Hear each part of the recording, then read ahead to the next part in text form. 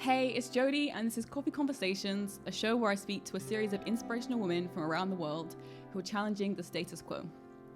Today, I'm here at Union Hand-Roasted Coffee Roastery, and I'm going to speak to Kerttu, who is the Marketing and E-commerce Director here.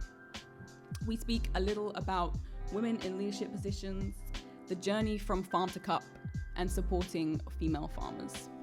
I hope you enjoy. Here it is.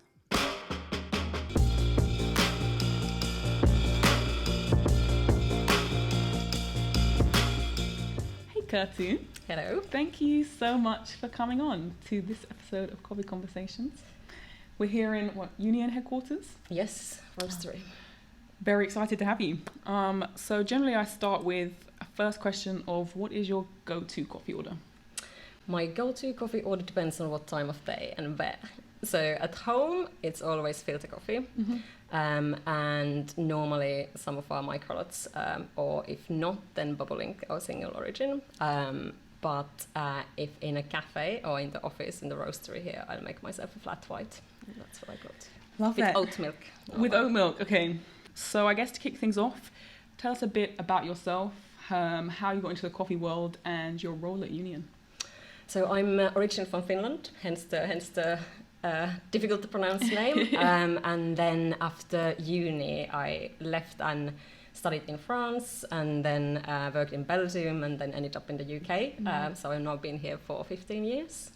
And worked in marketing. So first 10 years in bigger multinationals, Kimberly-Clark and Coca-Cola. And then actually decided that I want to do something a bit different. Mm-hmm. I actually got approached by a headhunter about another job, and I said, I'm quite happy where I am, not interested in changing. Yeah.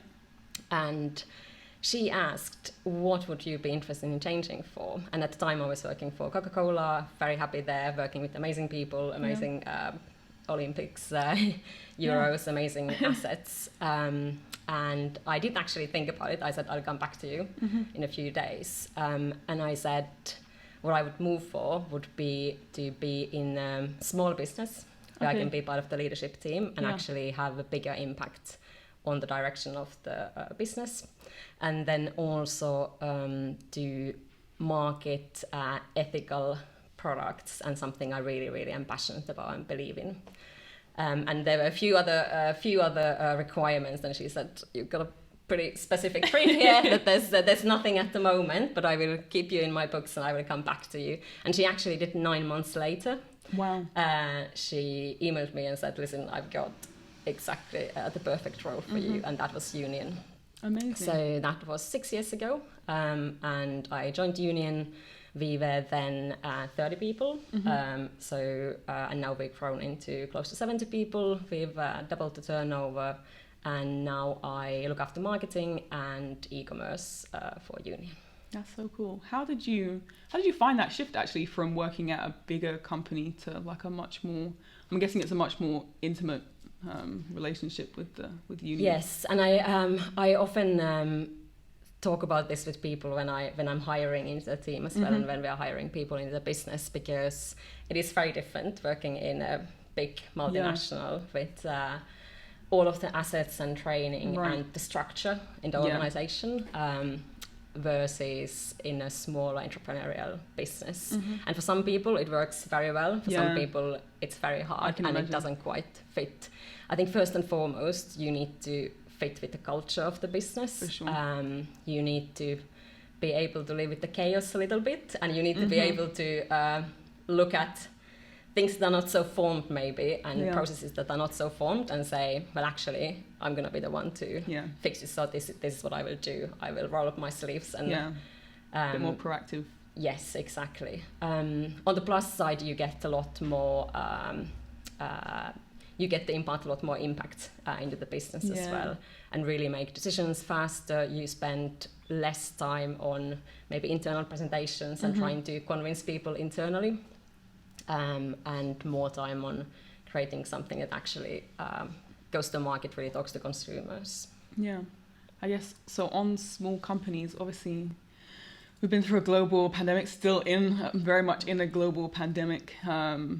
being in a small company obviously must have had a much bigger impact than being in a larger company. How was the period through lockdown, through COVID, and I guess how did that also affect the roasters and the farmers, that side of things too?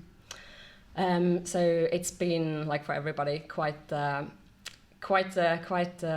year and a half. We supply a lot of cafes and food service. Of course. So we lost overnight about 70% of our business. Wow. When everything shut down.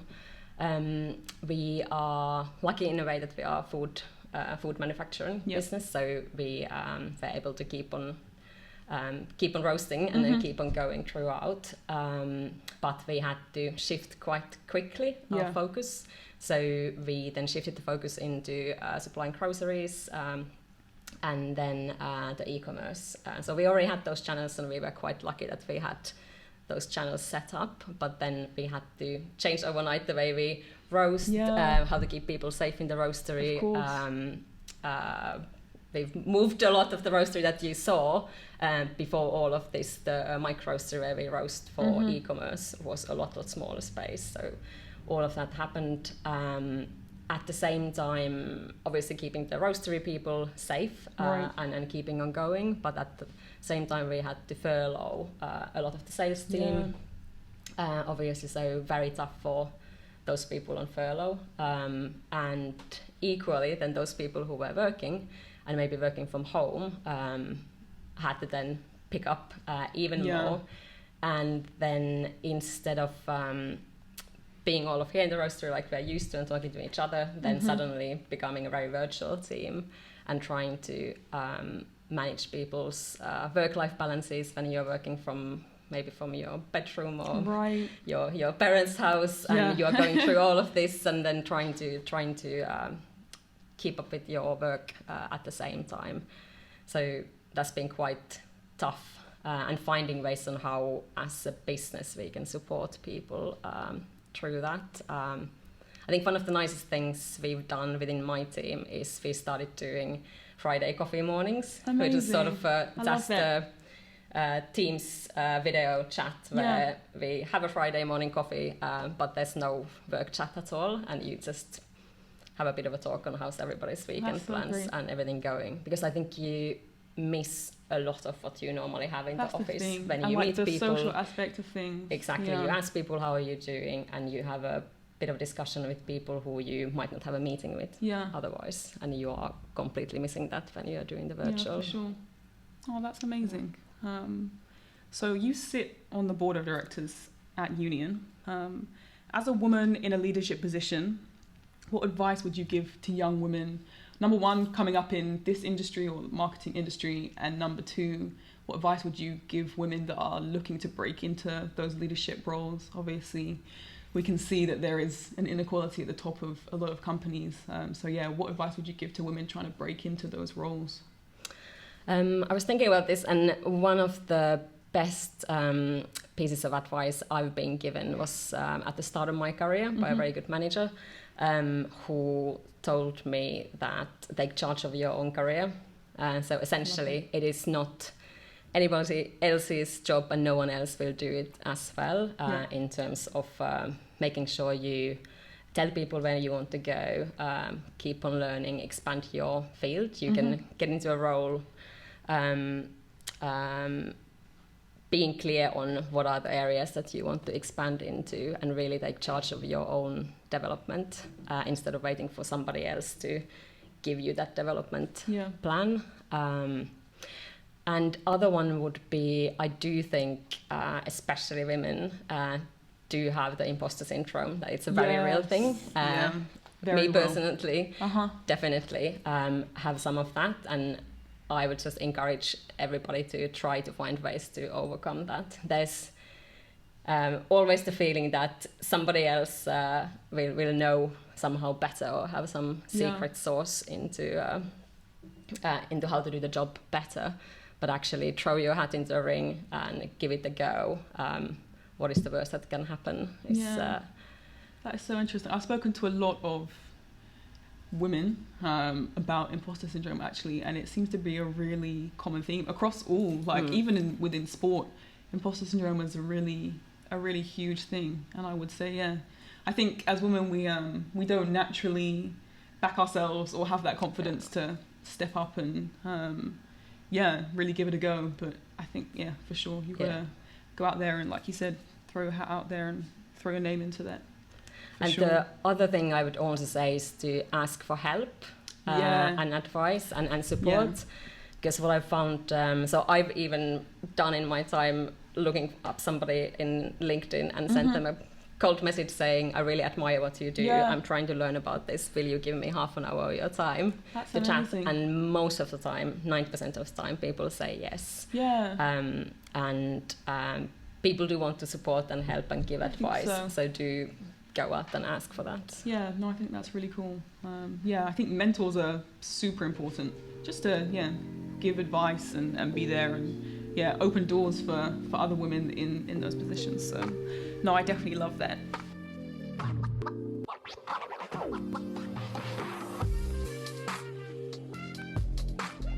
So you're obviously someone that has reached a high level within their field. I always find it interesting to ask, what does success mean to you? And has that idea changed over time as you've become more, externally successful? Definitely has changed. I would say when I started out in my career, it was very much about thinking that there's some sort of an end goal and a title, prestigious, ideally, that would be the height of success, and that would be sort of it. Tick.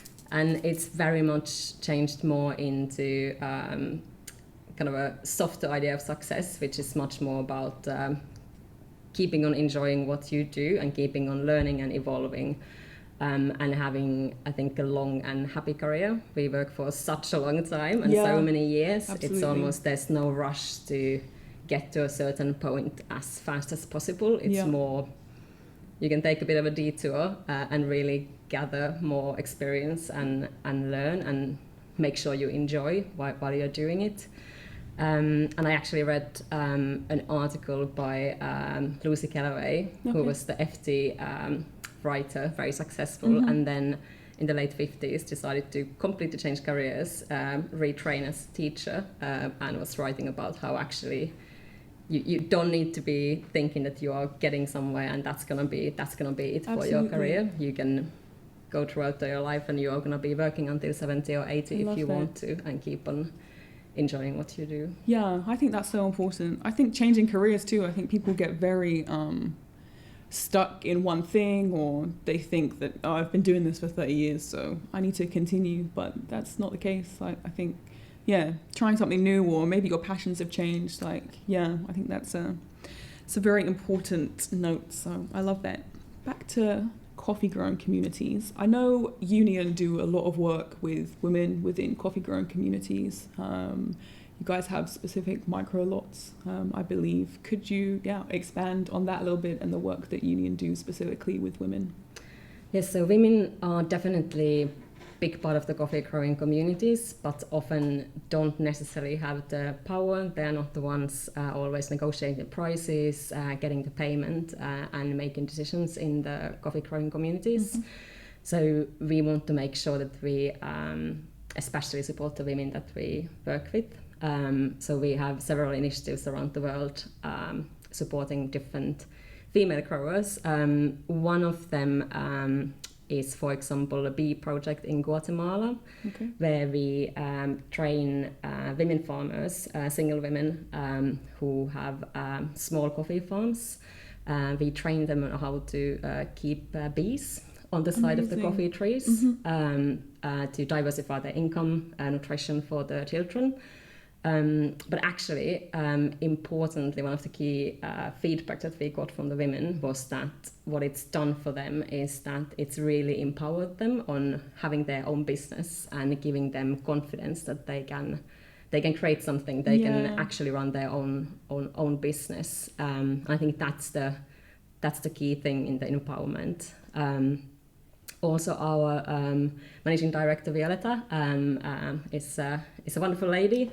Our sourcing manager Pascal as well, a wonderful lady, and when they go into coffee growing communities, the women often say there that they feel, again, empowered and encouraged to speak up and take a stance when they see that actually, normally you would assume in often those countries that it will be men arriving to make the coffee purchases and negotiate. And actually it's the gang of women. When I was in Costa Rica before the pandemic, it was 5 women, all of us, all female group. We love to visiting see the it. farm, so that was great. And yes, so we've got, we buy every year specific microlots. Amazing. From female coffee growers, and this year we've got 2 parcels coming in the next couple of months from Rwanda, from coffee growing women. So that's another way we pay premium for those coffees, and that premium goes against supporting initiatives like microfinancing for the female farmers. Incredible. I love that.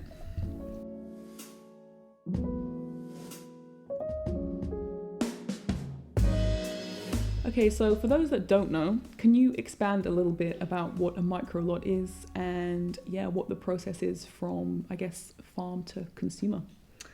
So microlot is almost like a special parcel of what you see in the wine world as well. So it might be that in a farm there's been a specific area, corner in the farm, where the coffee is a fruit actually, grows in a tree, and where the crop conditions have been perfect, the crop has grown extremely well, it's been harvested separately, and then tasted and cupped, and it's been decided that this lot, specific selection of coffees, has something special about it, often special flavor characteristics, extremely high quality coffee. So it's kept separate, and then it's sort of a good bit of 60 parcels, and when it's gone, it's gone. So sometimes we sell out of a microlot in a week or 2.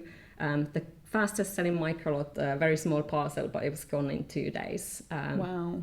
And it is sort of, when it's gone, it's gone. Next year it won't taste exactly the same. So very sort of exciting high quality parcels. And in terms of, I guess, coffee's journey, I think one of the things I always say is that it blew my mind when I was at Origin the first time and saw the amount of effort that goes into coffee growing before it even reaches our roastery.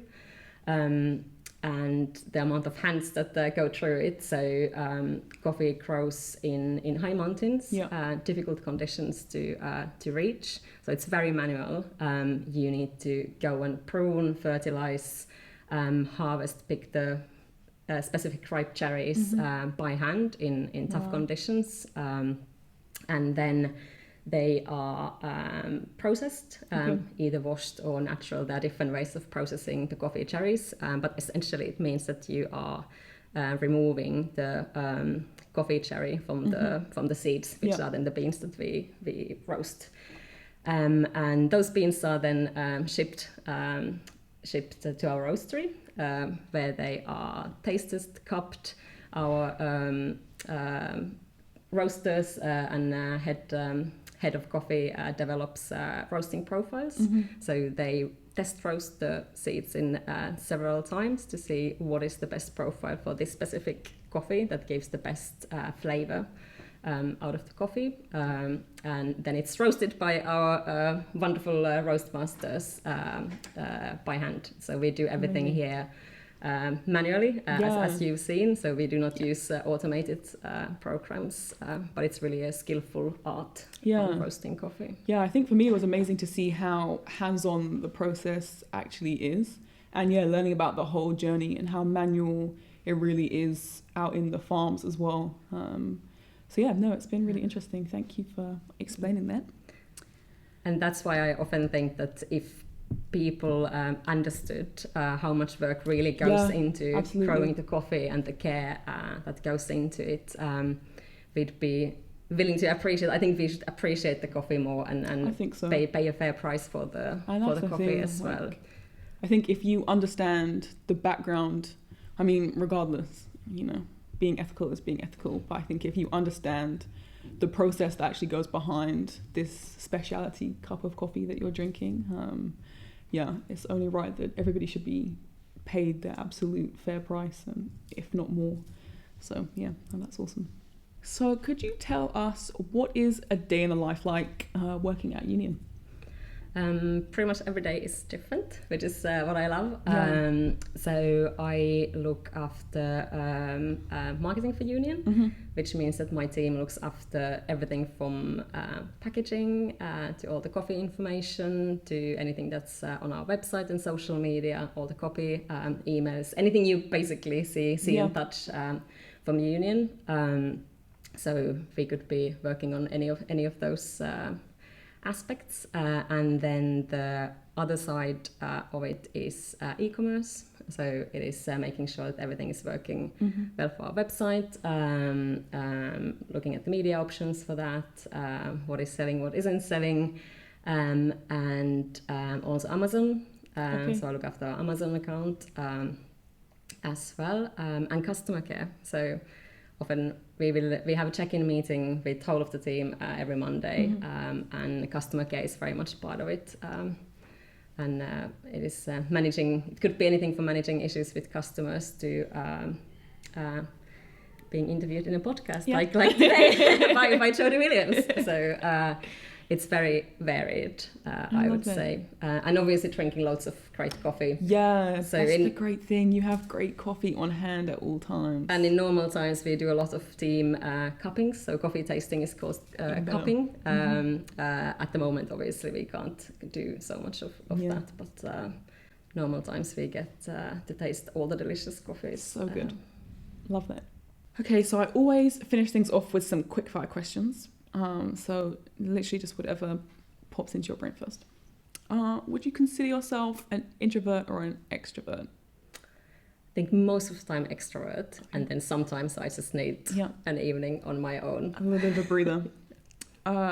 Stickler for a schedule or wave rider?